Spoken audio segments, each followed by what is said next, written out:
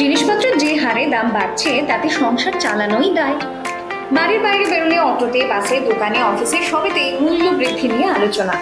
ঠিক কতটা রোজগার হলে ভালো মতো চলে যায়, এমন কোনো সংজ্ঞা আছে?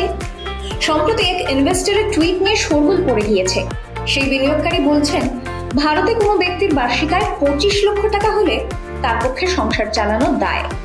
এখন ভারতের মতো দেশে জনসংখ্যার ঠিক কত অংশ এই পরিমাণ আয় করেন, তাও একটা বড় প্রশ্ন বটে।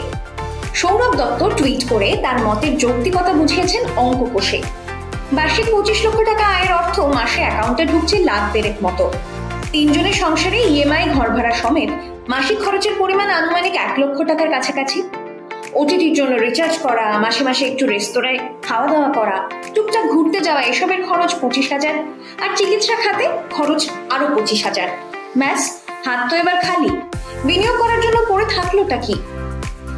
সৌরভের পোস্ট নিয়ে কম চর্চা চলছে না সোশ্যাল মিডিয়ায়। অনেকেই সৌরভের সঙ্গে একমত, কেউ আবার বলছেন সন্তানের পড়াশোনায় আরো বেশি খরচ হচ্ছে। একটু চোখ বুলিয়ে নেওয়া যাক বিশ্ব ব্যাংকের নির্ধারিত হিসেবের দিকে।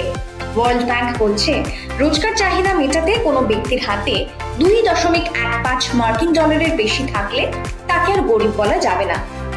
ওই টাকায় সে খেয়ে পড়ে বেঁচে থাকতে পারবে। ভারতীয় মুদ্রায় হিসেব করলে দৈনিক 180 টাকা 53 পয়সা হয়।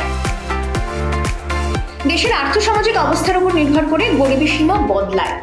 ভারতে গ্রামীণ অঞ্চলে বসবাসকারী ব্যক্তির মাসিক আয় 1059 টাকা 42 পয়সা এবং শহুরে অঞ্চলে ব্যক্তির মাসিক আয় 1286 টাকার বেশি হলে তাকে আর গরিব বলা যায় না।